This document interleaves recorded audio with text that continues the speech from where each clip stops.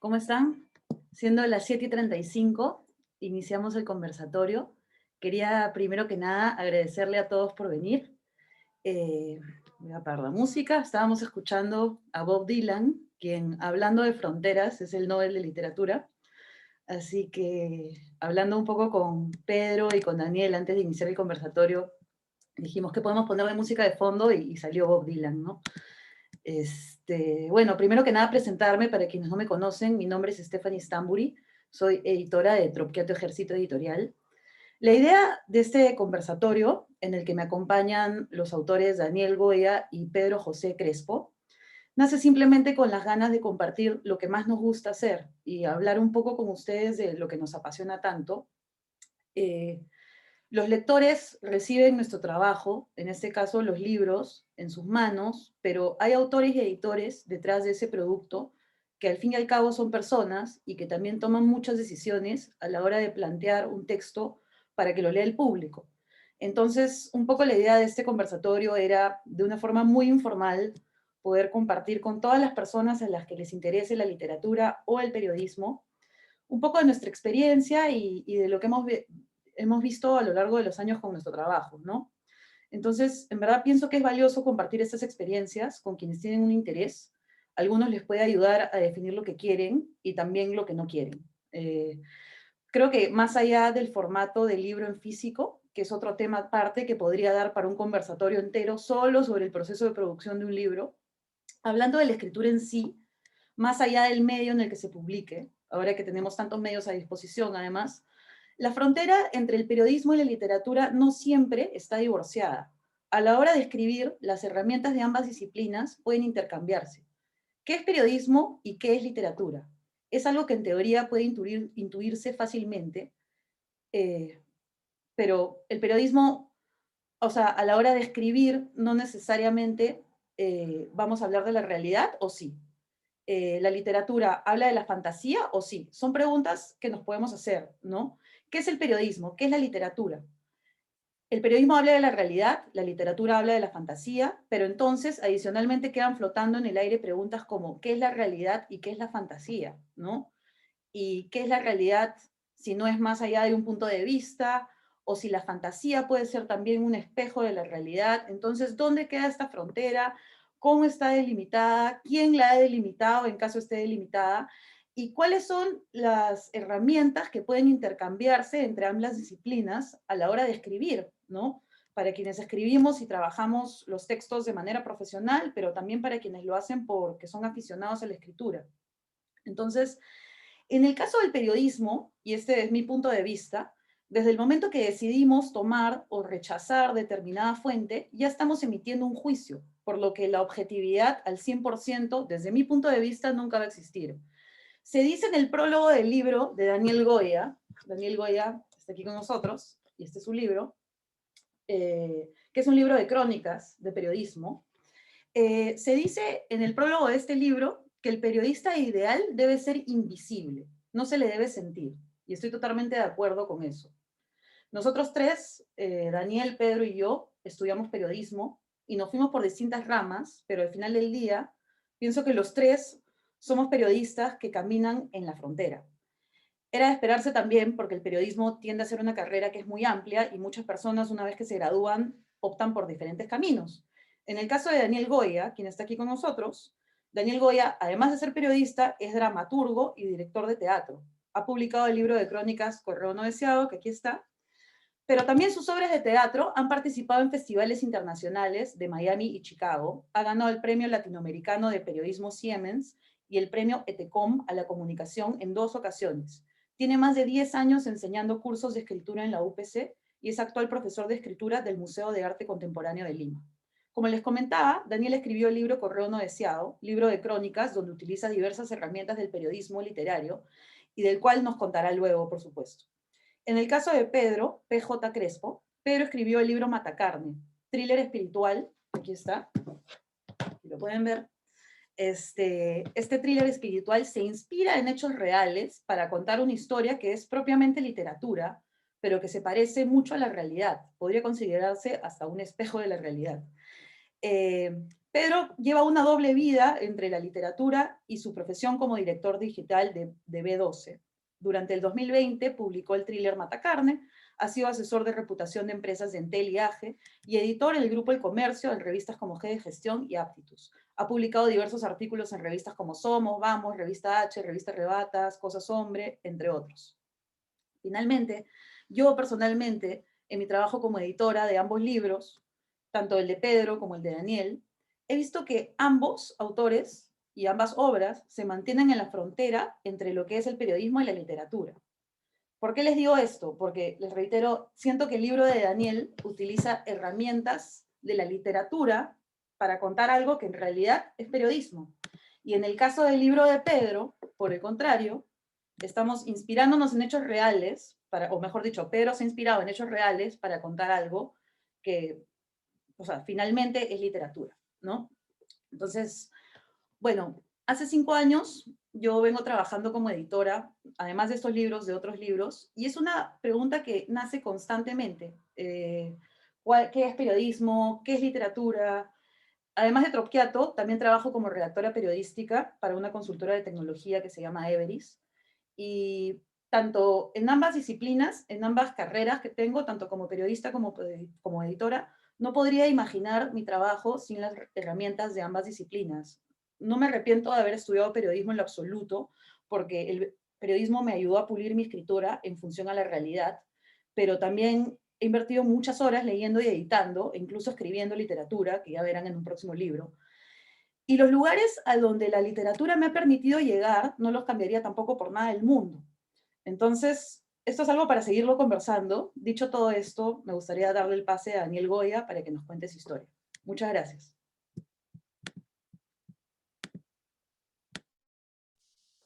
Ahora sí puedo hablar. ¿Qué tal? Estaba muteado hace unos segundos. ¿Qué tal todos? Muy buenas noches. Gracias por estar con nosotros. Gracias por esa introducción tan generosa, Stephanie. Estamos reunidos porque nos gusta leer. Creo que de pronto ese es el común denominador de todos y habemos algunos que luego de leer nos hemos quedado con las ganas de escribir y creo que de pronto eso es una de las cosas que, que nos motiva también a empezar a pensar en nuevas formas de contar historias, ¿no? En el caso de Correo No Deseado, que es una antología de crónicas que abarcaron más de 10 años de mi vida profesional, lo que, lo que yo encontraba en común era que de pronto las historias podían estar en cualquier lado y podían contarse de diversas formas. Stephanie hacía mención al prólogo de mi libro que escribió muy generosamente también Carlos Cabanillas. Y claro, la visión de Carlos es que el periodista debe ser casi invisible, es una mosca en la pared, como suele decir Julio Villanueva, pero depende también del género en el que uno aborda, porque es inevitable que de pronto existan estilos, es inevitable que de pronto la experiencia propia del autor se vea reflejada en su obra y claramente lo podemos ver en la literatura, en la que podemos hallar autores con marcado perfil literario, con marcado estilo literario, y lo mismo sucede en la crónica. Yo tenía un profesor que se llama Antonio Angulo, que es un gran cronista que vive en España, y que él definía la crónica como la hija incestuosa entre la historia y la literatura, como si, como si la literatura y la historia tuvieran vida, fueran entes completamente vivos de carne y hueso y tuvieran un hijo, que además son familiares, tuvieran una hija y esta fuera la crónica. Y la crónica resultaba de ambos porque de la historia cobraba la rigurosidad de la investigación y la comparación de los datos y la verificación de los hechos, y de la literatura cogía más bien eh, la estética, ¿no? La manera de poder contar aquellas historias. Entonces, cuando le propuse a Stephanie hacer Correo No Deseado, esta antología de crónicas que eran un testimonio de mi paso por las salas de redacción, a las cuales ya no voy hace más de 2 años por lo menos, es que sentía que de alguna manera había algo mío en esas historias, ¿no? Que había una mirada mía insípida, tal vez, o muy fugaz, o muy elemental, pero era mía.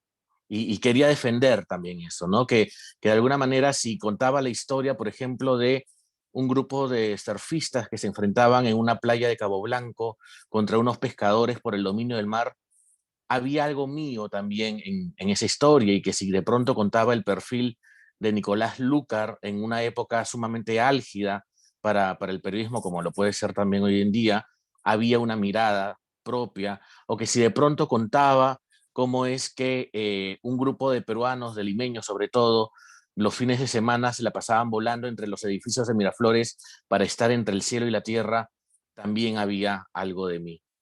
Y por eso nace Correo No Deseado, por creer, por confiar tal vez que de pronto la literatura y la crónica, el periodismo, recogen una esencia, absorben algo de uno, y se impregnan esas palabras, se impregnan en esas historias que de pronto puede que le interese a una persona, o tal vez a dos, o tal vez a tres, pero que definitivamente recogen, acumulan, ¿no? Se sostienen a partir de la experiencia del autor. Y una de las cosas que siento que hay que valorar mucho es eso. Y en tiempos, además, y voy a hablar desde el punto de vista del periodismo, en tiempos en el que la información se vuelve un commodity, en tiempos en el que el dato y la variable de pronto están en todas las redes sociales, tal vez lo que debemos empezar a tomar en cuenta es el periodismo de autor. Es aquel periodismo que se forja a partir de la personalidad y del estilo y de la mirada y de la estética también de quien cuenta las cosas, ¿no? Eso es lo que por el momento puedo comentarles acerca del libro. Estoy seguro de que vamos a tener varios temas para conversar y seguramente ampliar, pero quiero ahora darle el pase a Pedro Crespo porque estoy muy interesado en lo que tiene que decir. Yo fui presentador de su libro Matacarne y quedé maravillado por la manera en que de varias historias reales se puede de pronto contar una historia de ficción. Alguien decía que el arte usa la mentira para contar la verdad, y claramente Pedro Crespo fue algo que hizo con su libro. Por eso los dejo con Pedro. Qué motivo, viejo. Gracias. Este, empezaste diciendo, ¿no? Nos gusta leer. Yo agregaría, ¿no? Y también observar, ¿no? Yo creo que de hecho, eh, o sea, algo importante, una habilidad importante que uno desarrolla pues en el mundo de la escritura, más allá, digamos, si es que haces ficción o no, eh, es que uno se alimenta de la observación, ¿no? Yo partí Matacarne en un momento, el momento, digamos, más difícil de mi vida, tan difícil que yo creo que muy pocas personas son las que atraviesan, digamos, periodos como los que yo pasé, ¿no? Lleno de oscuridad, confusión, mentiras, ¿no? Creyéndome una novela que no existía realmente en mi cabeza. Eh, entonces, en ese proceso, digamos, de restauración de mi vida, es que aparece Matacarne, ¿no?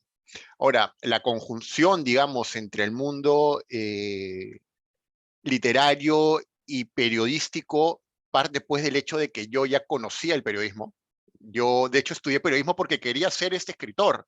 Yo no sé si es lo mismo con Daniel y con Stephanie, pero yo sí quería ser escritor. Yo me acuerdo que la primera novela que leí, La Divina Comedia, como que yo creo que eso fue un gran determinante porque expandió mi vida en dos aspectos, ¿no? Eh, uno, en la posibilidad pues de llegar a grandes epifanías que se convierten justamente en letras, como pues estas aventuras de Dante en el cielo, en el sepulcro y en la tierra, eh, pero además también el conocimiento de que además uno puede narrar cosas espirituales y llevarlas, pues, digamos, a dimensiones o a espectros realmente tan cercanos que uno puede sentir que realmente las está viviendo, ¿no? Lo que sucedía o lo que sucede en Matacarne es justamente eso, ¿no? Es un proceso en el cual yo conviví, digamos, con una serie de hombres durante cerca de un año que estaban saliendo del alcohol y las drogas. Entonces, en la conversación que tenía a diario con ellos, digamos, en estos momentos, pues, después de almuerzo, por la tarde, o a veces pues yéndonos a dormir para el día siguiente, habían conversaciones súper profundas, ¿no? Eh, Tan profundas que muchas veces yo decía, qué loco que una persona, digamos, con tal brillo en la mente, con tal claridad, pueda realmente haya alcanzado un nivel de adicción tan fuerte. Y allí yo empecé a observar lo que estaba sucediendo, ¿no? Cuál era realmente la predisposición de los corazones de las personas por querer salir de la adicción a las drogas. Veía también cómo había personas que en el camino de la restauración preferían regresar al hueco, ¿no? Al hueco de cantera de donde habían sido sacados, ¿no? Veía cómo la lucha diaria de querer salir de las drogas, del alcohol era realmente fuerte. Y en ese proceso en el que yo era inmerso, yo estaba ahí, o sea, yo no estaba ahí, digamos, pagando un ticket para poder observar, realmente yo estaba observando y siendo parte, ¿no? Siendo parte de los hechos, interviniendo en muchos casos, ¿no? Yo creo que ahí también ya pasa pues un poco a lo que comenta Daniel, de que el periodista debe ser como una mosca en la pared. Yo más que una mosca en la pared, pues estaba, digamos, picándole a la gente, ¿no? Estaba parándome en las mejillas, tratando, pues, digamos, de muchos casos, acompañar a estas personas para que terminen el proceso de restauración. Eran todos hombres, pero en muchos casos eran hijos de madres, esposos, padres. Eh, y es ahí cuando pues descubro este concepto de matacarne, ¿no? Que definitivamente fue lo que, o sea, me cambió la vida. Me encantó tanto el nombre, matacarne entendido pues desde el proceso, ¿no? El proceso de restauración de una persona, donde la carne representa explícitamente las pasiones, ¿no? Las adicciones, el gozo perturbador de cualquier persona pues que llega a niveles de ese estilo de vida, y el mata como el proceso pues de matar toda la parte carnal, en el caso específico sí, gracias Stephanie, en el caso explícito de la novela, para poder alcanzar un sentido espiritual, ¿no? De hecho, esa foto que está en la portada, no sé si podrías, ahí está, lo que tienen ahí pues es una fotografía ven dos personas bajo un haz de luz, que de hecho son pues, es parte pues de la ONG a la que yo pertenezco, que nos metemos pues a agujeros para poder sacar personas de las drogas. Ese es el puente Caquetá y abajo están ellos. Pero claro, eso fue un proceso que duró tiempo, o sea, no es fácil entrar a esos lugares. Pero bueno, no quiero entrar al mundo digamos, de mi servicio, sino más que todo de cómo estos hombres pues realmente tienen un proceso, y esto pues era realmente digno, digamos, de contarlo de dos maneras. Uno realmente periodístico, porque me senté con muchas veces y claro, y tenía historias pues de personas expresidiarias que habían estado pues en Sarita Colonia porque tenían unos 3 o 4 muertos, y muchas veces se levantaban el polo y te dabas cuenta pues cómo vivían con cuchilladas, o sea, realmente digamos golpeados. Tenías por otro lado personas que habían pasado violaciones, y todo esto que cuento ahorita muy ligero, evidentemente para una persona pues era súper difícil contarlo, ¿no? Entonces yo iba capturando esos momentos, hombres, mujeres, menores de edad incluso, y todos esos momentos fue los que se llevaron, digamos, una porción del libro, que además fue naturalmente, y fue natural digo, porque realmente fue hacia donde me llevó la obra, ¿no? A llevarlo a ficcionarlo, con el propósito pues de darle un sentido en una coyuntura donde además, o sea, parte de la tesis del libro, es que la maldad humana cada vez está tomando tal poder dentro pues de los esquemas, del patrón de la mentalidad de las personas, que ya lo bueno parece malo y lo malo parece bueno, y a veces uno se confunde si realmente las decisiones que está tomando son buenas o malas. Entonces, en ese contexto es que está escrito Matacarne, ¿no? De hecho, es el primer libro, espero escribir 3, estoy sufriendo con el segundo, pero yo creo que sí lo acabo. eh, y bueno, nada, esa es, digamos, la parte, pues, inicial de esto, ¿no? En mi caso, la verdad, tanto el periodismo como la literatura se han mezclado mucho. Yo, la verdad, si me hicieras precisar, Stephanie o Daniel o cualquiera de ustedes, cuál es el punto, digamos, diferencial, he perdido toda objetividad de ello.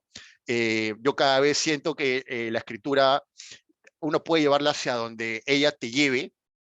eh, Sin embargo, pues evidentemente esto pues lo he llegado, o sea, ese resumen de un aprendizaje de escritura largo, porque de hecho yo avancé mucho y retrocedía mucho, no sabía cómo construir personajes, sufrí con esa novela, pero bueno, ahí está, ¿no? Entonces, sí, yo creo que el proceso entre literatura y periodismo está realmente pues en cómo digieras, ¿no? Hay gente que no puede con la lactosa, hay gente que sí. Literalmente es como tú lleves la literatura en tus manos, ¿no? Entonces, nada, esa sería mi introducción, Stephanie. Muchísimas gracias, Pedro y Daniel, por sus comentarios. Ahora quisiera preguntarles a los dos, ¿qué recomendaciones o qué otros autores han sido importantes para ustedes en su proceso? Porque algo que yo siempre recomiendo, es que en verdad es un cliché, ¿ya? Pero uno aprende a escribir leyendo también, ¿no? Yo creo que leyendo se aprende muchísimo y además leer te da ganas de escribir, al menos en mi caso, y de editar, bueno, ¿no? Eh, pero sí, me gustaría preguntarles eso, ¿no? ¿Qué autores sienten que los han movido o qué autores recomendarían a alguien que quiere moverse entre esa frontera de la que hablamos? Bueno, primero que nada, yo le sumaría, no solamente es la lectura, sino es consumir historias. Creo que, eh, por supuesto, perfectamente leer y consumir libros alimenta muchísimo el espíritu del escritor que todos podemos llevar dentro, tal vez. Pero he descubierto que también ver una muy buena película en el cine o ver una muy buena serie de televisión o escuchar un gran podcast nos ayuda definitivamente a ir cableando el cerebro para entender, oye, mira cómo contó esta historia, ¿no? Tal vez no solamente en tinta sobre papel, sino la sola exposición ante una muy buena historia creo que de pronto entusiasma bastante. Y en ese sentido, bueno, por el lado de los libros y de la escritura, yo soy un Caparrós lover. A mí me encanta lo que hace Martín Caparrós porque además se desenvuelve justamente en, en esa línea de periodismo y de literatura. Él ha escrito ficción, libros como Valfierno, que cuenta la historia de un imitador de pinturas de arte. Ha escrito muchas crónicas, ha sido ganador del Premio Rey de España justamente por sus crónicas, crónicas de viaje también. Entonces, creo que es un autor esencial para cualquier persona que quiera entender un poco ese filo, ese ángulo, esa esquina donde se converge la literatura y el periodismo. Hablando además de eso, si uno quisiera, por ejemplo, entender a otros autores que empezaron con la corriente del nuevo periodismo y que, por supuesto, pueden haber sido un poco cuestionados sobre si lo que estaban haciendo era realmente no ficción o ficción, está esta película El Infame, ¿no? Con, con esta actriz Sandra Bullock y con Toby Jones, que cuentan la historia de Truman Capote, pero la historia no oficial, digamos, ¿no? Hay una película que se llama, que se llama Capote con Philip Seymour Hoffman, que te cuenta la versión oficial, ¿no? Y creo que todos podemos coincidir en que a veces la historia o la biografía no oficial es mucho más entretenida y mucho más rica, ¿no? Definitivamente. A nivel de podcast, recomiendo encarecidamente Radio Ambulante, un proyecto de Daniel Alarcón que se encarga de contar muy, muy buenas historias de no ficción a través del audio, básicamente, ¿no? Eh, y en general me parece que hay historias en todos lados que merecen ser contadas. Como decía Pedro tan acertadamente, hay que observar, ¿no? Hay que mirar. Somos gente que a veces miramos pero no observamos o vemos pero no miramos, ¿no? Ese detenimiento de tratar de descifrar lo que está sucediendo a nuestro alrededor, creo que, creo que es fundamental para poder entender cómo es que de pronto queremos contar algo que es tan propio, ¿no? En algunos talleres en los que dicto, llegan alumnos en los que dicen, me han pasado muchas cosas, pero no sé cómo contarlas. Y es casi un común denominador también, ¿no? Ah, no sabes lo que he vivido. Y, y a veces de lo que se trata es justamente de verlo un poquito desde afuera, ¿no? A veces lo vemos como todo lo que me ha sucedido y a veces tenemos que vernos a nosotros como personajes. Tenemos que vernos a nosotros como los protagonistas de nuestra propia historia o tal vez a la otra persona, a la persona que nos estuvo acompañando en esos momentos como el protagonista y ver cuál es el mejor ángulo que nos puede servir. Dicho eso, regresando al tema de autores, yo soy un creyente también de que tenemos en el Perú una generación de cronistas envidiable a nivel de América Latina, ¿no? Daniel Tittinger, Marco Avilés, Sergio Vilela, Julio Villanueva, que Julio podría ser de otra generación un poquito mayor, pero digamos que se mantienen allí como grandes cronistas de la generación de este siglo, a nivel ya latinoamericano, Juan Villoro, el mexicano, todo lo que escribe lo leo porque me parece que, que además él aprovecha bastante la forma ensayística, ¿no? Sin descuidar el reporteo y la investigación, pero el ensayo es claramente una fortaleza de Juan Villoro, el mexicano, Leila Guerriero, la argentina, Juan Pablo Meneses, el chileno, y así podríamos seguir, porque pareciera que América Latina está diseñada justamente para contar historias de no ficción, ¿no? Y pareciera que de pronto en Europa abunda más la ficción y que América Latina fuera ya suficiente material como para ir contando historias increíbles, ¿no? Pedro, te dejo la pelota. Ya, yo sí tengo unas referencias más agringadas, lastimosamente. Yo soy una persona que le gusta mucho la literatura, digamos, con cierta dosis de destrucción o de autodestrucción. En esa línea, pues me gustan mucho las historias que tengan cosas escabrosas de por medio. Digamos, no siempre con el propósito, pues, de que los personajes vean la luz.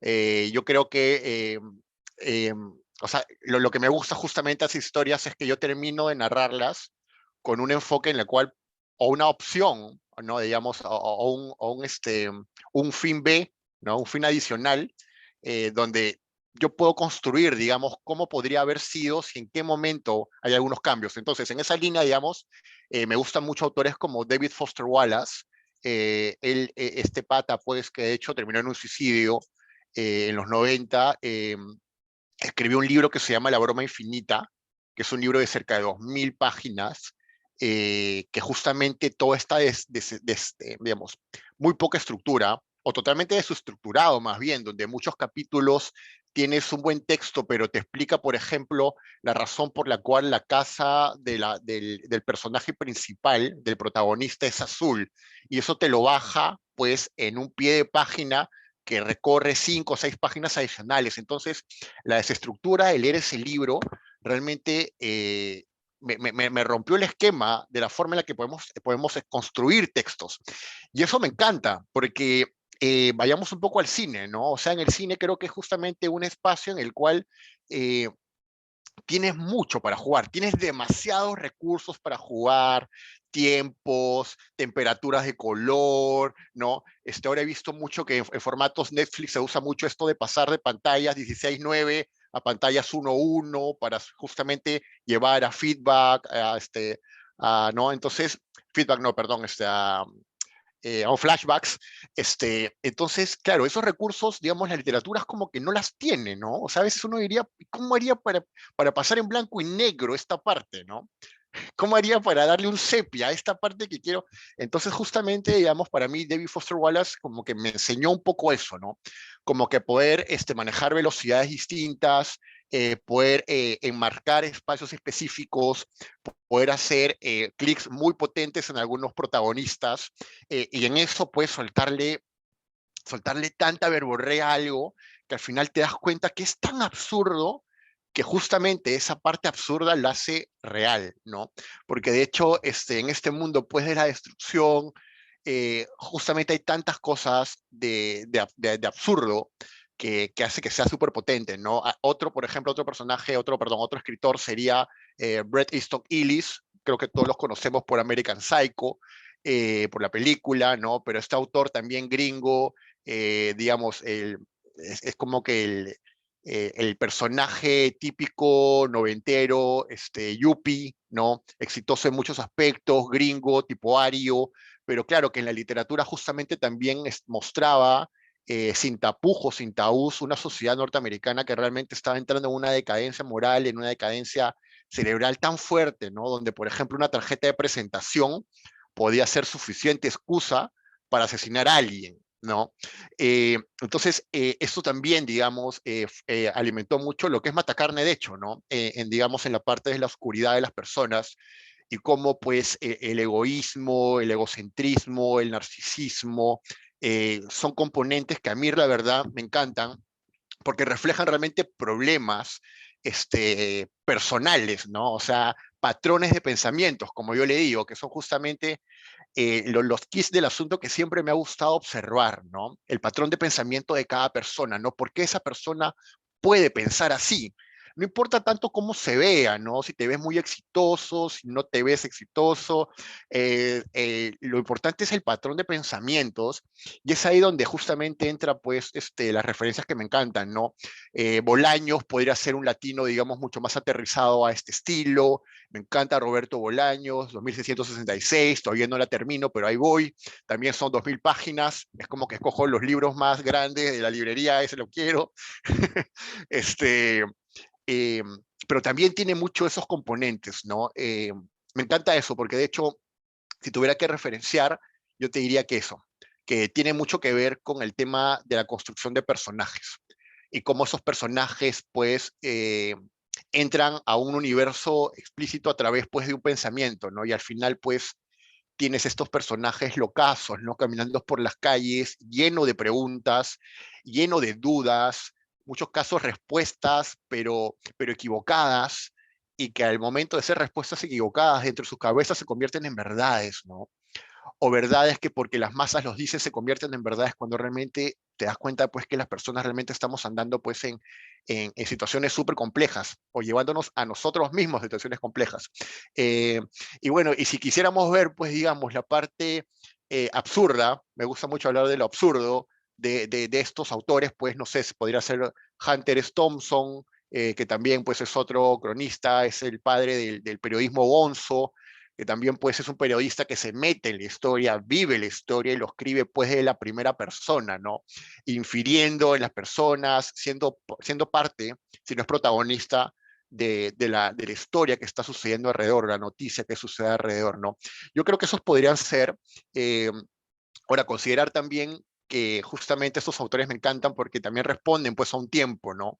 Eh, y no es porque me encante mucho que, no, o sea, no es porque diga que el todo tiempo pasado fue mejor, en absurdo, o sea, me parece que esa frase no pinta, pero, por ejemplo, claro, eran tiempos pues donde el rock punk estaba surgiendo, tenías pues a los Velvet Undergrounds, tenías pues a Andy Warhol, tenías justamente a Capote, ¿no? A Marilyn Monroe, entonces como que era un tiempo donde el personaje, ¿no? Se estaba construyendo.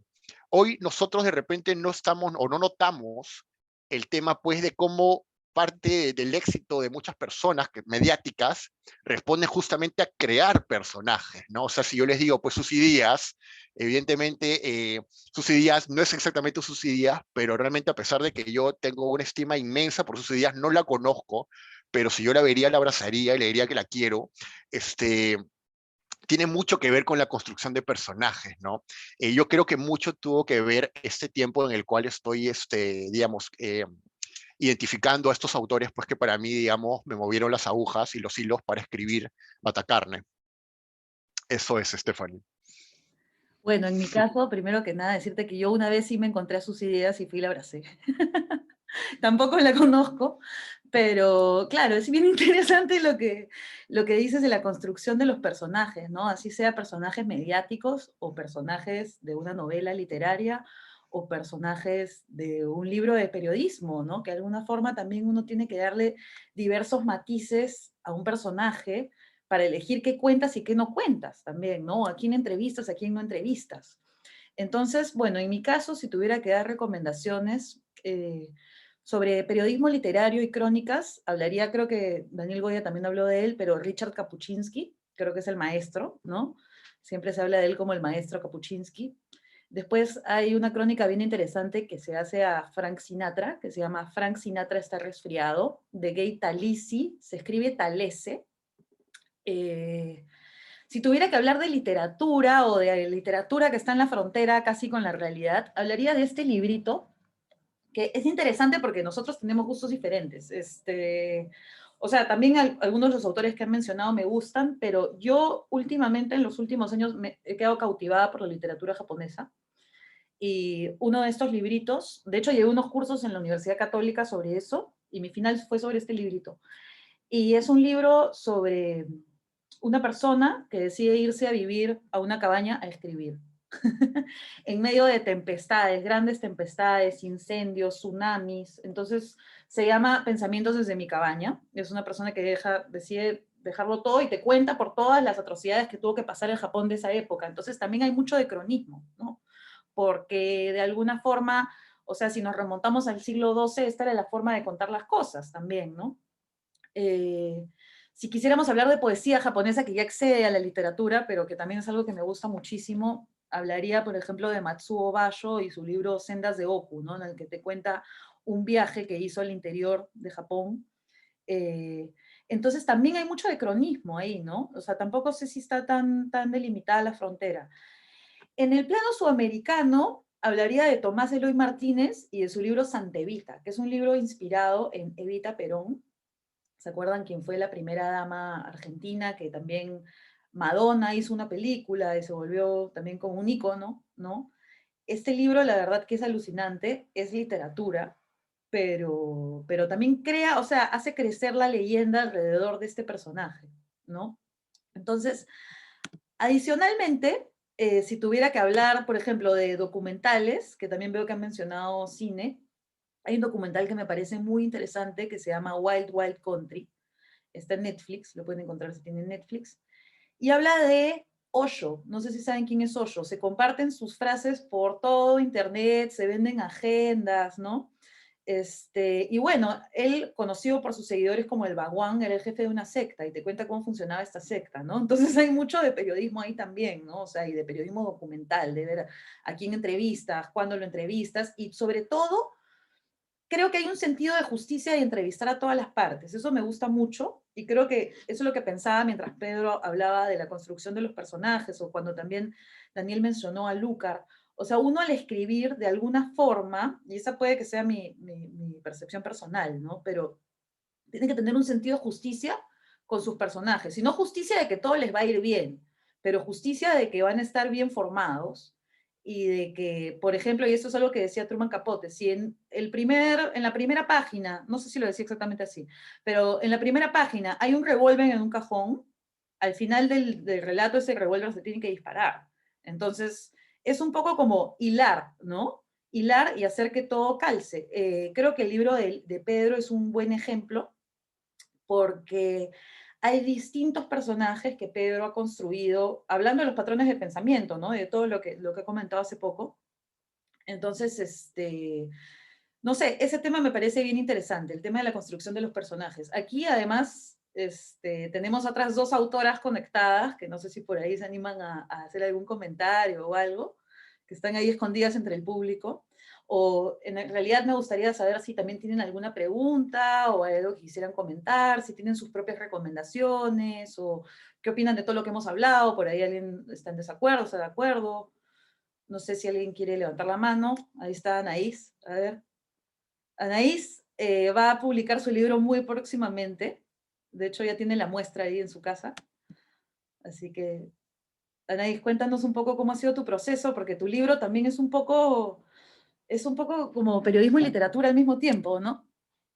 Sí, la verdad que justo le estaba escribiendo a Débora por WhatsApp y decirle, no sé por qué nunca me he unido a estos planes, es tipo el sueño de mi vida. He leído todas las personas que han mencionado, menos Foster Wallace, el más grueso, porque es demasiado gordo y me intimida, pero lo tengo acá, me lo compré.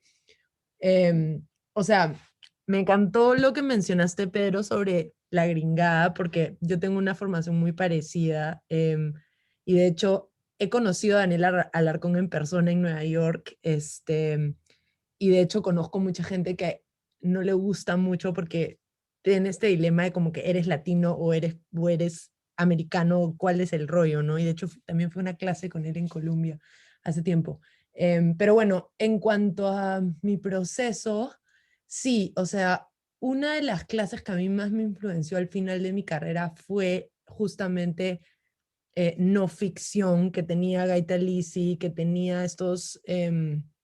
hay un texto monstruo sobre Martha Stewart, que no me acuerdo quién lo escribió, pero se los puedo conseguir.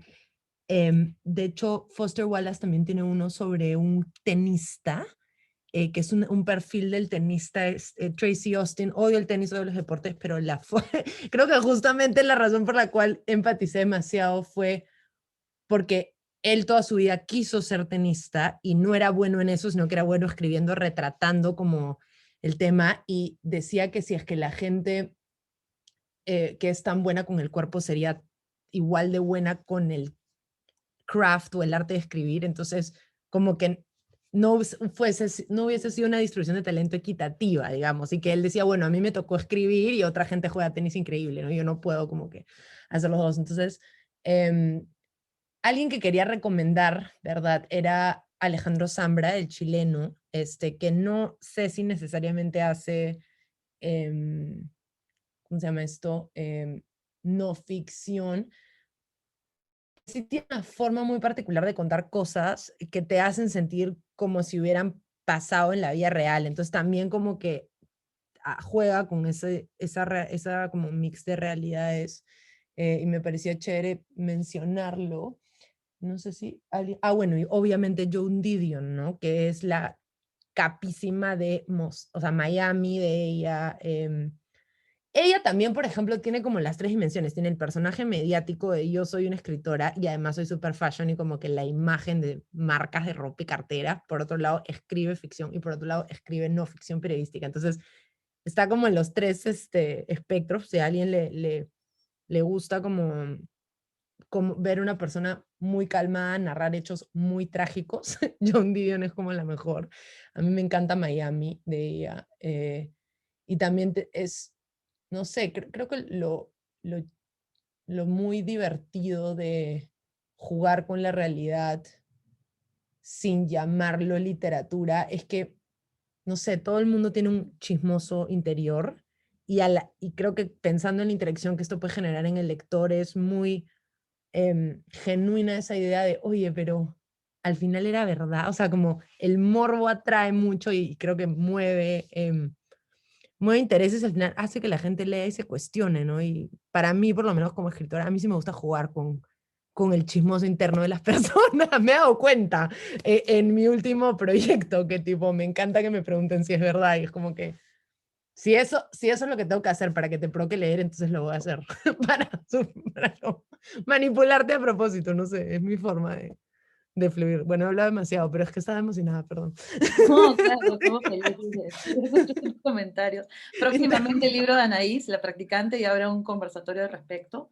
Pero sí me parece interesante que es un libro que también creo que está en la frontera un poco, ¿no, Anaís? Por Sí, o parte sea, de tu experiencia, pero también hay literatura, ¿no? Es literatura al final del día. sí. O sea, creo que no, por lo menos para mí, siendo una primera experiencia de esta magnitud, no hubiera podido escribir tranquila si es que me lo hubiera tomado como una no ficción más sincera, ¿no? O sea, hubiera sentido, no sé, mucho más preocupada por la forma en la que alguien más real podría leer lo que estoy diciendo. Creo que todavía soy un poco cobarde como para escribir todo con nombre propio, pero cuando madure definitivamente voy a escribir más la verdad, porque, o sea, o la verdad que retratas, porque creo que, no, o sea, también partiendo sobre lo que han mencionado de lo interesante que es jugar con el ego, el narcisismo, el egoísmo y todas estas sensaciones humanas, me parece muy interesante cuando puedes llamar las cosas por su nombre también en el plano de la realidad, ¿no? Y aceptar que así somos todos y que no tiene nada de malo, si bien a veces es difícil como llamar a una persona así, ¿no? Es distinto, claro, o sea, la responsabilidad de publicar Frank Sinatra está resfriado, o sea, pues, me muero, pues, que a Frank Sinatra no le guste, o sea, qué nervios, ¿no? Pero Entonces, no sé si usamos la ficción como escudo o si la usamos como, en verdad, como herramienta. La verdad Ahí que tengo no. una pregunta para Daniel. Tengo una pregunta para Daniel, justo. No sé si también va por ahí. Daniel, ¿te ha pasado alguna vez que no le guste a alguien un texto que has escrito sobre él? ¿Has tenido algún problema como cronista? Que puede ser que pase seguido también, ¿ah? Muchísimas veces, muchísimas, y con demanda además, ¿no? Con carta notarial, por supuesto. Y creo que tal vez si podemos entrar a ese tema, Sí, tal claro. vez una de las diferencias entre la literatura y el periodismo es que al periodista que escribe crónicas o que aspira a escribir periodismo narrativo, le importa dos bledos si le va a gustar al personaje lo que escribes. Honestamente, no estás allí para hacerle su biografía oficial, no estás allí para ser un relacionista público, para dejarlo bien. Este, no existe en todo caso. De hecho, es todo lo contrario. De hecho, dentro de la comunidad de periodistas, lo que se suele decir es, oye, si no tienes por lo menos una denuncia, no estás haciendo bien tu chamba, porque el periodista está para ser incómodo, está para no gustarle a nadie, para no ser pepitas de oro.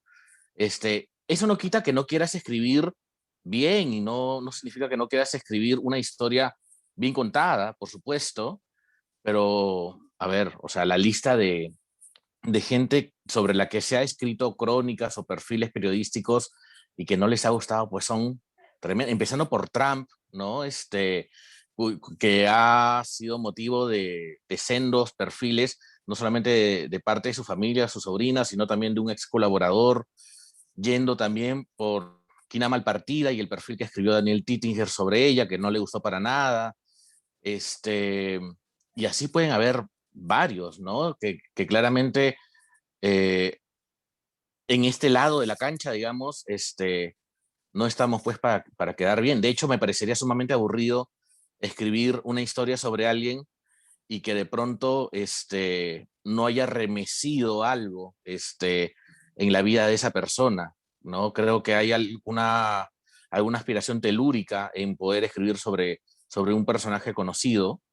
Este, Juan Manuel Robles, que es otro autor peruano que injustamente olvidé en mi lista, escribió un perfil sobre Delgado Parker, ¿no? Este magnate de las comunicaciones peruanas, donde claramente pues no quedaba bien parado y es una excelente crónica, está bastante buena.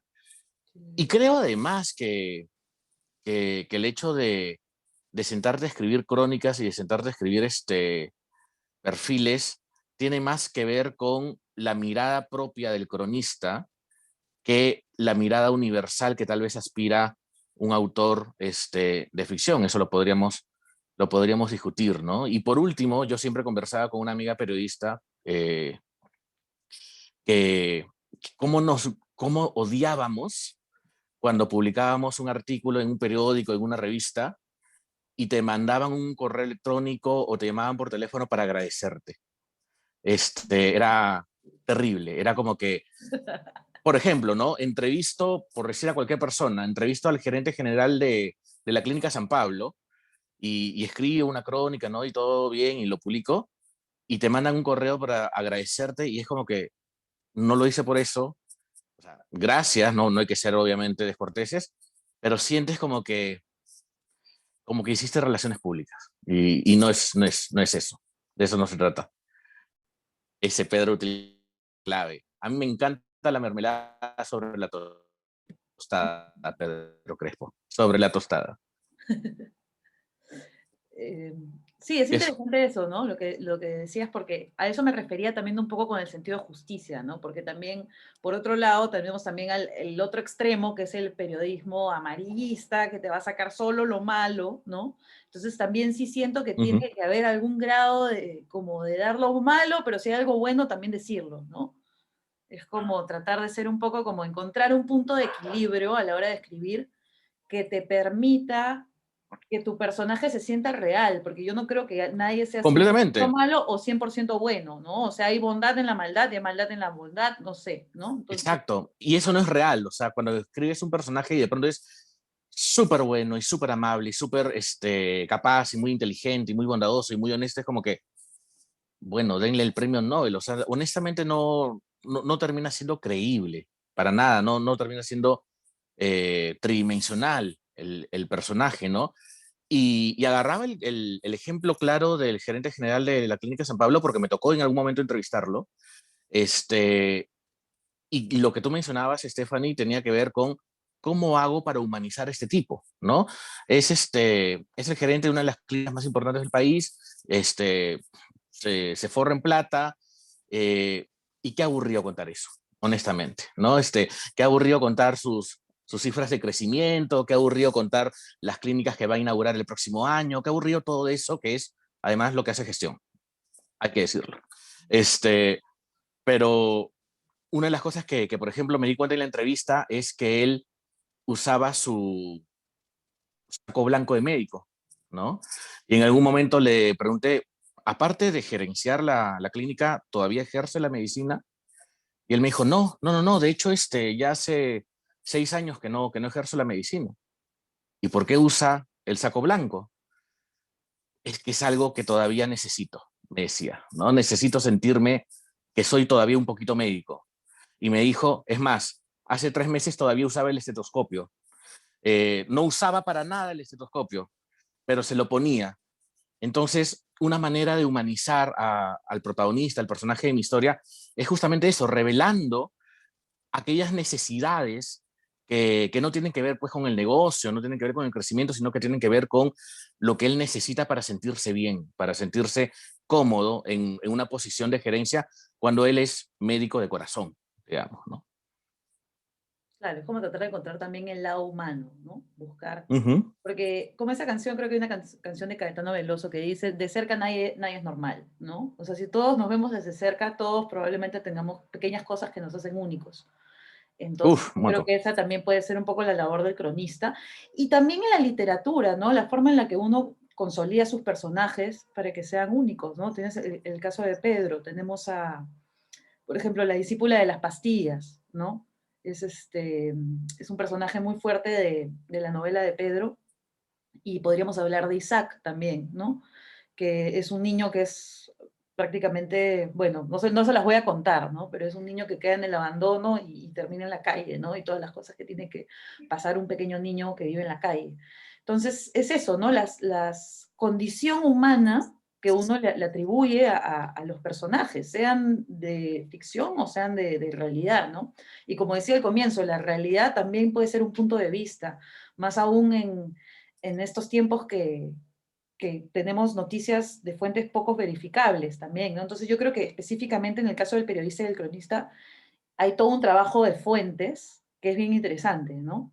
Porque las fuentes no verificables abundan y es muy fácil caer en eso, ¿no? En las cadenas de WhatsApp de los tíos, ¿no?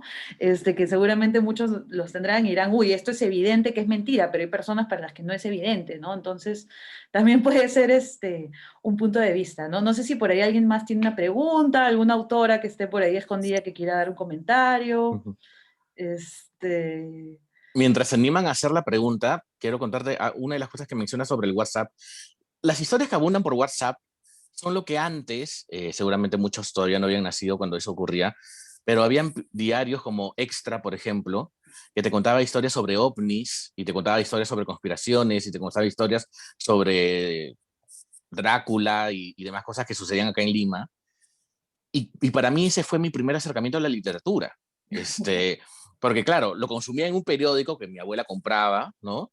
Pero a mí me parecía completamente entretenido. Te lo presentaban como si fueran informes periodísticos, pero era la fantasía de saber que habían extraterrestres, pues, ¿cómo se llama este lugar lleno de piedras? Súper ¿Ganímenes? alto. Oh, ah, no. No, Marcahuasi. Marcahuasi, Ah, Marcahuasi, ¿no? Y que Marcahuasi. estaba súper cerca de Lima. Entonces, Claro. la fantasía abunda por Ganímedes, todos claro. lados, pues, ¿no? Interesante, claro. ¿Alguien por ahí que tenga alguna preguntita o que quiera hacer algún comentario sobre esto último?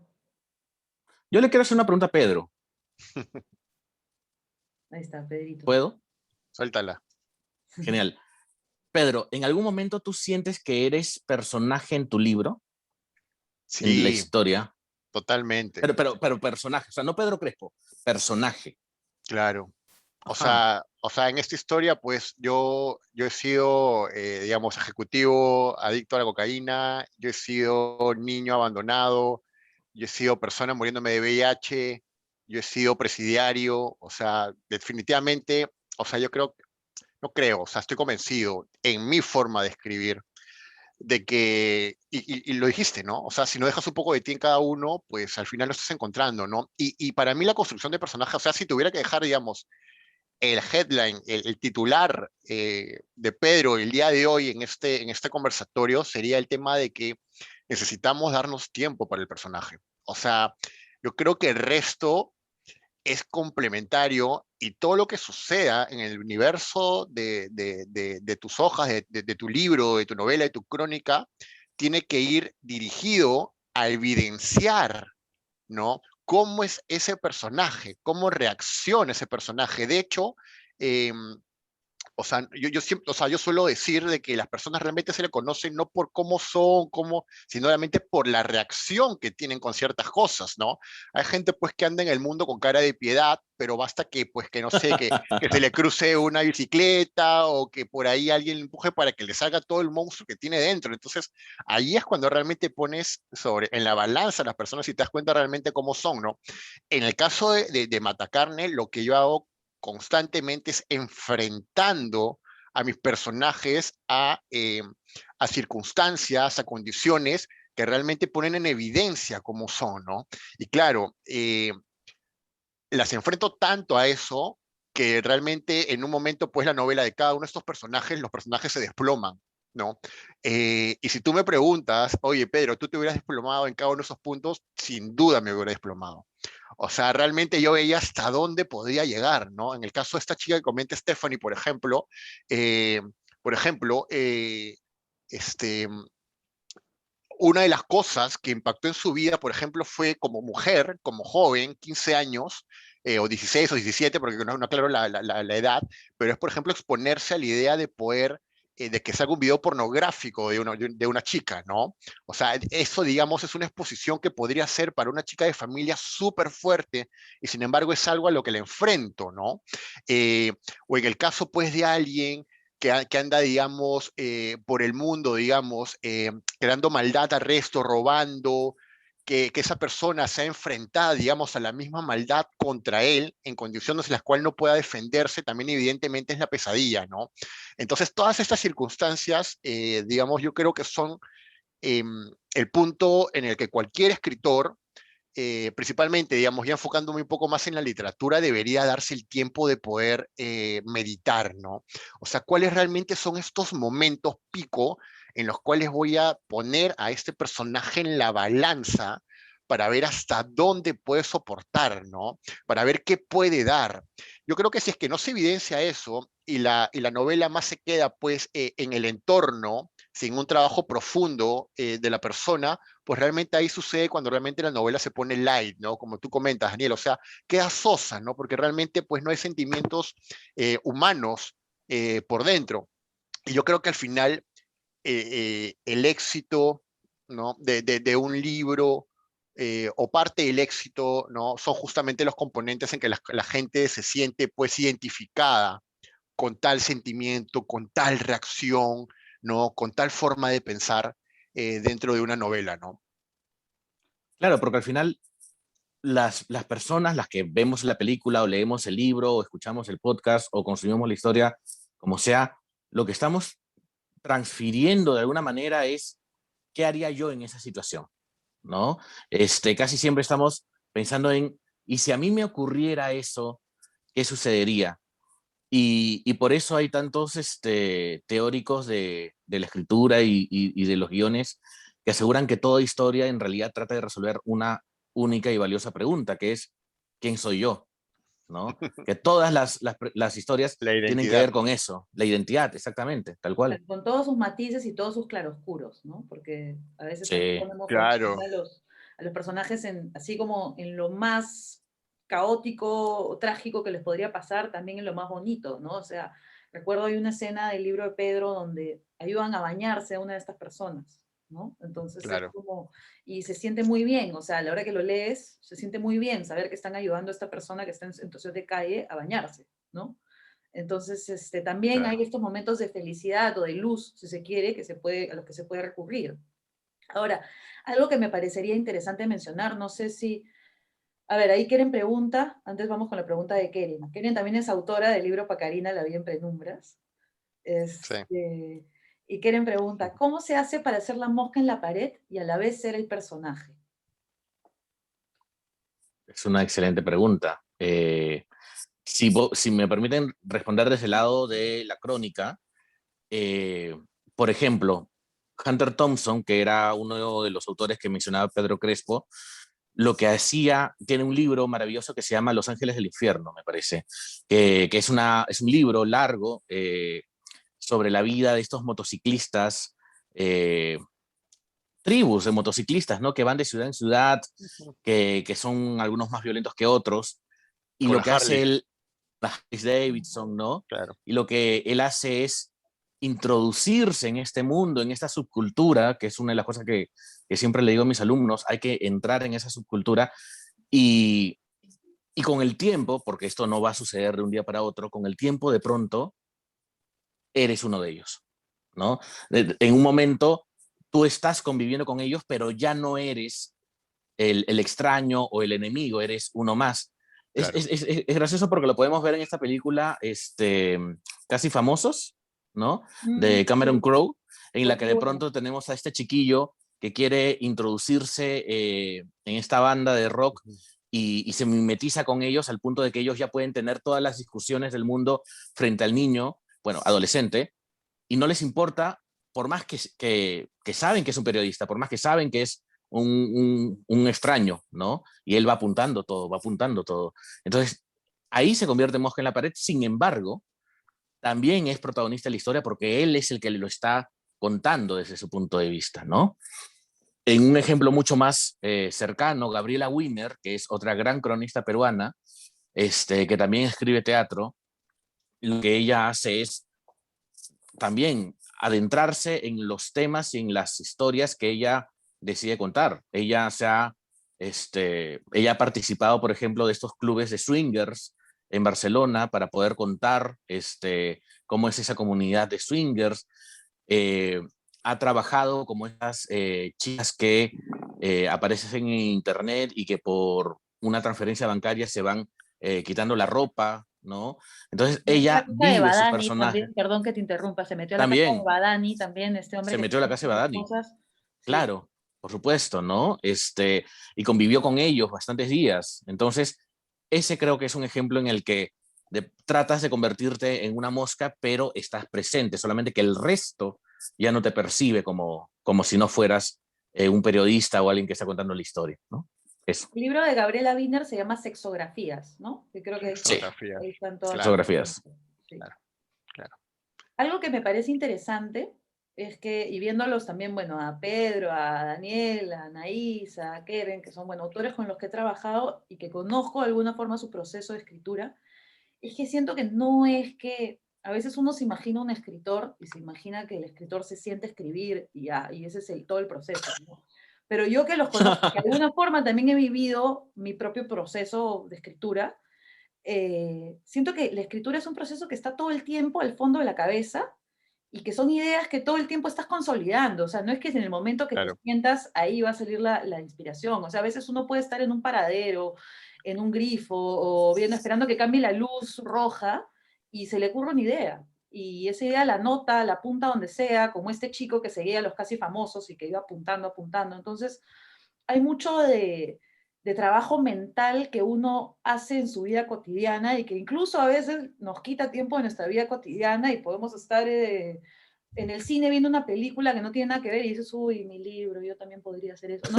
Entonces, es eso, ¿no? Claro, O piensas en un personaje, uy, este me hizo acordar este otro personaje, y es como un proceso, o sea, claro, también está ese momento que podemos tener de inspiración, que ya finalmente nos sentamos frente a la computadora y escribimos, pero está ese otro momento que es cotidiano y que está todo el tiempo, mientras uno se ducha y está claro. pensando cómo resuelvo Sí. este tema, ¿no? Entonces, Sí. es algo que Y es terrible. Es Pero terrible cuando no lo apuntas, ¿no, Pedro? claro, eso es lo que te claro, iba a si no decir, apuntas, perdiste. o sea, tenemos que tener esto en el bolsillo, ¿no? De hecho, yo he tenido grandes ideas que a veces como que 3 de la mañana decía, uy, esta ya está buenaza, me levantaba a las 7 y no me acordaba, man, ya cómo era el nombre que había puesto esa novela, Claro, cuál era el claro. Ahí se fue el personaje, premio, dices. cuál era Ahí se la fue. trama. Sí, definitivamente. Totalmente. Totalmente, o sea, yo valoro mucho más, o sea, a ver, para mí ese tema de la inspiración sobrevalorado, ese discurso es un discurso de la sociedad que no sé qué onda, que en qué te, o sea, la inspiración para mí es un proceso constante, ¿ah? Es un proceso constante y ordenado, y que te llega de manera contundente en momentos específicos a lo largo de cualquier día, cualquier noche, cualquier madrugada. O sea, ese tema de qué te inspira, la verdad, no sé, sería una respuesta que yo nunca podría dar, por ejemplo, ¿no?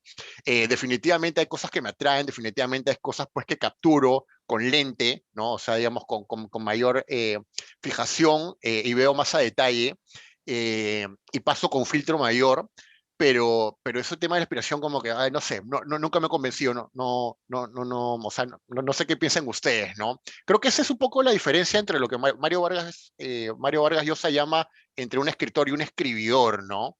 El Ajá. escritor visto pues como alguien pues que como tú y yo seguramente le damos un tiempo a la escritura y si un día escribimos bien y si un día no escribimos pues no pasa nada. El escribidor más bien como alguien que se sienta de tal hora a tal hora a trabajar ciertos personajes, ¿no? Y hace esbozos de personajes. Eh, Ese tipo de escritor definitivamente, personalmente, Daniel, no sé si tú quisieras hacerlo, yo quisiera hacerlo, pero claro, también tengo una vida que me entrampa pues en deudas y en adquisiciones y compras, pero sí, yo creo que también sería como que bacán, y yo creo que no sé qué pensarán ustedes, no sé qué pensará Keren o Anaís también, O sea, pero tratando de responder, sí, no, pero o sea, como para sí, terminar, Daniel, como que claro. llegar al momento en tu vida en el cual sí puedas dedicarle el tiempo a eso, ¿no? O sea, yo Mm, creo que a cualquier persona que escribe le gustaría llegar a ese momento en el cual decir, tengo las cosas solucionadas, quiero empezar a escribir, ¿no? sí, como dice Karen, es un lujo, ¿no? Es una de las cosas que te quería decir, que de pronto eh, esta idea de escribir como si tuvieras un horario de escritura, Keren. y honestamente yo no puedo, ¿no? Yo escribo cuando puedo, quiero decir, escribo lo que quiero cuando puedo, porque si me pagan por escribir otras cosas que no tienen mayor valor, o interés literario, digamos, Claro, si te ¿no? pagan por escribir, tienes que escribirlo, no hay inspiración que valga. O sea, eso a mí me pasa, por ejemplo, en mi chamba de redactora, que escribo artículos sobre temas de tecnología, de inteligencia artificial, Mm, relacionados a robots, que por suerte me no parece un tema funciona. súper Ujú. interesante, me parece. Pero finalmente es una chamba, ¿no? Como la de cualquier otra persona, entonces no es que, uy, me tengo que inspirar o tengo que encontrar la llave Claro, que resuelva ese momento, que es como un nudo, ya no, entonces es más como algo más mecánico, ¿no? Eso sí. totalmente. Sí, totalmente. De hecho, esa fue la razón, o sea, creo que no comentamos, Daniel, que nosotros hemos sido compañeros de escritorio en el grupo del comercio, Por y supuesto. claro, o sea, por más de que nosotros queríamos meterle crónica a la historia, a estas historias, pues, entrevistas a ejecutivos, porque es lo que hacíamos, entrevistamos directores, CEOs, etcétera, claro, al final ya entrabas, pues, a un tema mecánico de tratar de meterle las tres primeras líneas, como que meterle, no sé, pues la intro acronicada, pero luego al final no hacías nada más que terminar escribiendo, pues, Lo mismo. claro, o sea, cuánto Sí, facturaron ese año, cuáles son los desafíos de negocio sí. para el próximo, lanzamiento de productos, Pero yo y es como valoro, que todo se iba destruyendo. Yo me fui pero feliz, yo la verdad, del valoro grupo de comercio. esa intención de, por lo menos el inicio, no va a ser igual que el resto. Y eso ya me parecía Bueno, diferencial. no, yo ya Me estaba parecía loco, ya no importante. podía más, ya, ya no podía más, ya. Sobre la inspiración, me parece que fue Hemingway, Ernest Hemingway, el que decía que uno tiene que escribir con whisky y debe corregir con café, ¿no? Ah, Creo que de pronto uno tiene que botar, sudar, eh, vomitar, ¿no? Todo lo que pueda tener, y más bien el arte, creo que el trabajo, creo que la dedicación está en la selección de con lo que te vas a quedar, ¿no? Que con lo que aquello que realmente después de haber exorcizado un montón de cosas, eh, tienes la vista, la mirada como para decir esto sí, esto no, esto sí, esto no, porque si te quedas con la primera versión de lo que escribes o crees que estás no. escribiendo en tu primera versión la final, te pierdes mucho, ¿no? Te pierdes mucho y es algo que también le digo a mis alumnos, o sea, no pienses cuando estás escribiendo la primera versión, no importa si no pusiste la coma, no importa si no pusiste la Claro. tilde, o sea, nadie te va a acusar, solamente lo vas a leer tú, ¿no? Lo importante es lo que estás tratando de decir. Y creo que por ahí de pronto la inspiración tiene que ver con, y por eso coincido mucho contigo, Pedro, tiene que ver con chambear, ¿no? Vargas Llosa decía, el verdadero talento está en insistir, y de eso se trata, ¿no? Leer y releer y releer y releer. Y yo Uh -huh. agregaría algo nomás, es que también creo que es importante que haya un sentido de libertad eh, para poder escribir lo que uno quiere, ¿no? Porque también a veces, y ahí no quiero hacerle un cherry a la editorial independiente ni nada, pero sí es verdad que a veces una editorial independiente te puede dar más libertad que Uf, una claro, editorial que, o sea, digamos que ustedes han podido un poco hacer lo que han querido, ¿no? Pero, o sea, claro. no necesariamente se da así muchas veces, y yo creo que sí es importante para poder alcanzar la mejor versión posible de una obra, que el autor tenga libertad mental de escribir y no estar pensando necesariamente en, uy, esto va a agradar, esto va a vender, esto va a... Estudios de mercado, Claro, ¿no? Que ¿no? finalmente si los haces para determinado libro quizás también son válidos, pero yo sí pienso que lo más importante para que el gesto pueda plasmarse como debe ser es que haya un sentido de libertad y que por eso es importante eso que dices de que en esos primeros textos las personas cometan todos los errores que puedan y escriban nomás y no importa si no pusieron la coma o la tilde, eso ya después se arregla Uh leyendo, -huh. releyendo, releyendo, ¿no? Totalmente, totalmente. No sé si hay... Vargas Llosa también decía, dice José para todos, Vargas Llosa también decía, uy, se me fue el chat. ¿Alguien lo Sí, vuelve él a también leer? decía que escribir no es un trabajo, sino una forma de vivir. ¿Sí? De acuerdo, aunque ¿De acuerdo? yo estoy a veces en contra de todos esos discursos que dicen es una forma de vivir, ¿no? Los tatuajes es un estilo de vida, ser tal cosa es un estilo de vida, es como que ya todo es un estilo de vida. Lifestyle. Claro, no sé si es un lifestyle, algo que me gustaría dejarles como recomendación es este poeta japonés, el haiku libre, que se llamaba Tanea Santoka, que era un mendigo y hacía poemas para recibir comida. Entonces, imagínense esa presión. Siempre pienso en él cuando tengo que escribir algo y a veces no me sale la inspiración. Él era un mendigo que estaba con su cuenco de mendigar y si no hacía un buen poema, no comía. La gente no le daba. Entonces, ahora, Man, sus ya. poemas son de los más tristes. Lo pueden buscar. Voy a escribir acá Taneda Santoka. Tengo un libro de él que se llama Saborear el agua. Eh, es fuertísimo y tiene eso, pues el haiku que en pocas palabras te dice todo, ¿no? Entonces, sí que excede un poco esta conversación, pero me acordé de él por eso, ¿no? O sea, bueno, es un estilo de vida mientras puedas llevarlo a cabo, ¿no? También, o sea, existen los trabajos, independientemente si tu trabajo es de escritor o es de economista o es de diseñador o es de, ¿no? Eh, Habría que ver qué es un estilo de vida, ¿no? ¿Qué parámetros definen Podríamos un hacer otra estilo de vida? Pero, conversatoria sobre qué es un estilo de vida. Y Pedro está hablando. claro, Ay, Pedro, te había desactivado sí, el audio. Sí, la verdad es que yo no me siento muy, o sea, a veces, o sea, a ver, no me siento muy escritor cuando a veces tengo que presentarme con la parte profesional, ¿no? O sea, también ese es un temón, ¿ah? Porque eh, generalmente, pues el escritor en el Perú al menos tiene que cumplir cierto estándar, pues en cual, no sé, crónicas en este lado, crónicas en el otro, círculo privado de tales personas. Hay gente que escapamos de eso, ¿no? Claro, Y de hecho, no, o sea yo soy un convencido que de hecho no lo necesitas. Eh, Pero sí, o sea, yo creo que realmente, yo no sé cuántos ustedes pasen esto, de todos ustedes. Yo creo que no puede llevar esta dualidad de vida, ¿no? En la cual evidentemente buscas un trabajo profesional que te dé, pues, algunas necesidades que tú quieres, etcétera, sin tener, pues, que llegar al punto en el cual solamente vivir explícitamente de la escritura como una forma romántica o como única manera de llevar la literatura, ¿no?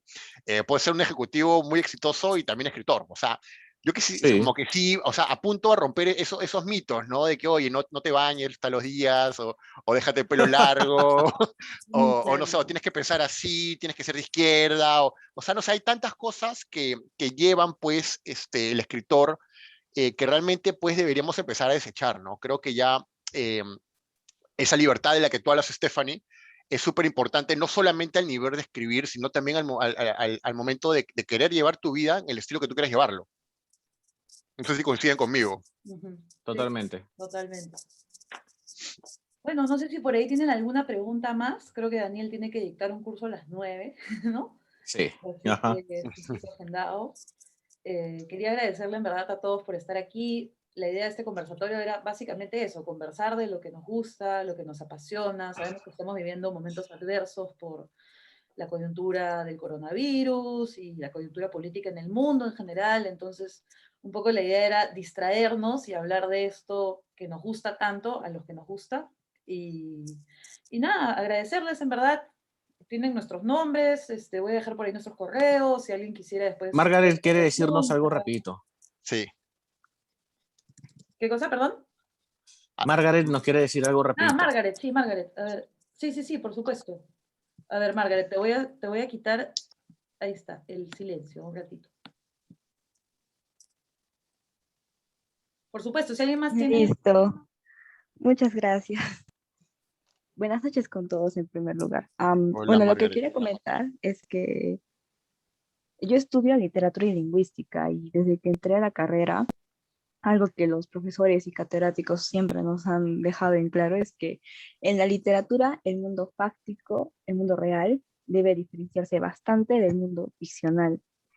Y es algo que a mí siempre me ha causado un debate interno, porque creo que no es siempre así. Creo que la literatura va mucho más allá de solamente encasillarse en el mundo ficcional. Y, y es que no solamente eso, sino hay muchas personas que salen de este encasillamiento. Y ejemplos reconocidísimos y que tenemos al alcance son los varios premios Nobel.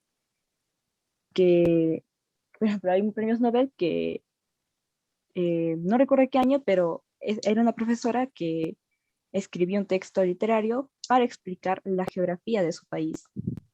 No lo escribió con el propósito de contar una historia de un mundo lejano, sobre una aventura épica, no, lo escribió para explicar la geografía de su país. Escritoras como Svetlana Alexievich, que es la ganadora Claro. del Premio Nobel 2015, que básicamente hizo periodismo Sí. y ganó el premio Nobel. Entonces creo que la literatura va mucho más allá de eso y esto nos plantearía que la intertextualidad que define la literatura como un gran conjunto de obras literarias, en realidad es un gran conjunto de textos que se entrelazan, se entrecruzan, no solamente de literatura, sino de historia, periodismo, geografía, incluso psicología, sociología, etc. Y creo que Sí, Sí. Totalmente. sí, entonces creo que para, creo que muchas personas tratan de tener esto en claro, ¿no? De que el mundo ficcional debe separarse del mundo fáctico y creo que lo hacen para evitar caer en falacia referencial, pero en realidad no estaríamos cayendo en falacia referencial, creo que es más Yo, Claro, no está yo, tan... yo tengo una, expandirlo. sí, yo tengo una posición, Margaret, o sea, yo sí entendería que la etapa formativa, ¿no? En la etapa formativa, como que respetar un montón, o sea, respetar pues esas indicaciones, digamos, con el propósito de desafiarnos a poder desarrollar cosas eh, encapsuladas en distintos tipos, digamos, de disciplinas, ¿no? No sé, es mi forma de ver las cosas, ¿ah? Entonces, por ejemplo, yo recuerdo mi proceso, pues, estudiando periodismo en la crónica, el taller de crónica, yo me acuerdo que me mandaba con algunas cosas literarias y luego, claro, tenía el profesor, pues, que me aterrizaba al hecho, ¿no? Lo aprendí. Sin embargo, lo que puedo hacer ahorita con mucho gusto es, sabiendo cómo tiene que ser, poder agarrarlo y despedazarlo y realmente hacer las cosas como yo quiero hacerlas, ¿no? Pero yo no sé si has Claro. terminado la carrera, Margaret, o aún estás en ella. Eh, no sé si me cuentas eso. ¿Estás con la carrera o Sí, ya aún acabaste? sigo estudiándola. Ya, de acuerdo. Entonces, como que mi recomendación sería justamente, creo que hay más gozo en el hecho de haber superado como que el desafío, pues, de la escritura basada, pues, en principios, para luego, cuando ya tú eres independiente y estás libre de poder desarrollar lo que quieras, ya puedas saber realmente qué estructura estás rompiendo a favor del llamado de escritora que tienes, ¿no? No sé, ese sería, digamos, mi comentario. Claro, claro, tienes mucha razón. Muchas gracias. Es lo que quería comentar. Dale, Gracias, Margaret. Margaret, por tu comentario. Teníamos una última pregunta de José que decía, ¿hay algún consejo para hacer una gran crónica? A ver, yo de mi parte te diría que muchos insumos, muchos datos, tener un mar de datos, o sea, convertirte en un nerd de los datos sobre lo que quieres escribir y después ver la forma de organizarlos. Ahí seguro Daniel puede también, Claro, Daniel tiene algo que decir de tiene todas algo maneras. que decir de todas maneras. Yo creo que son varios. Primero, leer crónicas, claramente, pero muy puntual, la sensorialidad me parece importante. La sensorialidad pensando en que las personas primero, antes de llegar a la emoción, deben pasar por las sensaciones, ¿no? Y las sensaciones tienen que ver con nuestros sentidos. Entonces, escribe sobre olores, escribe sobre texturas, escribe sobre temperaturas, genera atmósferas, ambientes que nos hagan sentir dónde está ocurriendo la acción de la escena, qué es lo que está sucediendo. No te quede solamente que es una persona de cabello largo. No, es una persona de cabello largo, parecía tal cosa, con unos zapatos cafés. Busca todo aquello que vaya a nutrir la sensorialidad del lector, ¿no? Aquí preguntan, ¿y se puede inventar sobre un hecho para escribir una crónica? No, Se puede, pero no hay que hacerlo. O sea, claro. claramente, si te interesa eso, es literatura, pues, ¿no? O sea, todo Mm. bien Claro, con eso. si no ya sería Es como literatura, ahí que, ya trasciende la frontera un poco, ¿no? claro, ¿quieres salir con dos chicas? No te cases. Todo bien. O sea, claro, o sea, Bueno, todo bien con hacer literatura si quieres inventar cosas, ¿no? Pero si vas a hacer crónicas, no te puedes inventar. Claro, esa es la sí, regla de oro, sí. ¿no? Y ya, pues, y si te inventas, y no puedes con la tentación, al menos pues o sea, que esté dentro de los parámetros de la realidad de la historia. Pues no, yo me acuerdo que tuve una historia fallida. Yo pues en la universidad, taller de crónica justo con Jeremías Gamboa, me meto a las Cucardas a escribir una crónica de las Cucardas.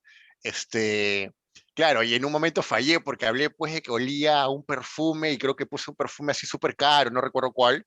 Y claro, y cuando lo presenté me dijo, oye, Pedro, pero este perfume, yo también, o sea, ¿de dónde sale ese olor? O sea, tendría que haber sido, bueno, de Pravia, ¿no? ¿Por qué ese perfume, no? Entonces fue como que, man, ya, como que me agarró, ¿no? Debería, o por Oye, ejemplo, ¿no? yo, En otra crónica donde hablaba de unos abuelos que se levantaban entre las 10 y las 11 de la mañana y también me decía, oye, pero los abuelos tienden a levantarse a las 6, ¿no? 7. Entonces, claro, hay que tener mucho cuidado a veces, meditando bien, pues, en el hecho de que si realmente eso que estamos ficcionando responde a la realidad o no, ¿no? bueno, al margen del consejo para engañar que acaba de dar Pedro Crespo, quiero hacer un acto de reivindicación. Mi madre usa heno de Pravia. No, está Este, bien, ya pues, no te ofendas. Yo Todo bien, también, comiendo de no Pravia. mucho, Digamos, pero una ya, frase pero coloquial de no de Pravia.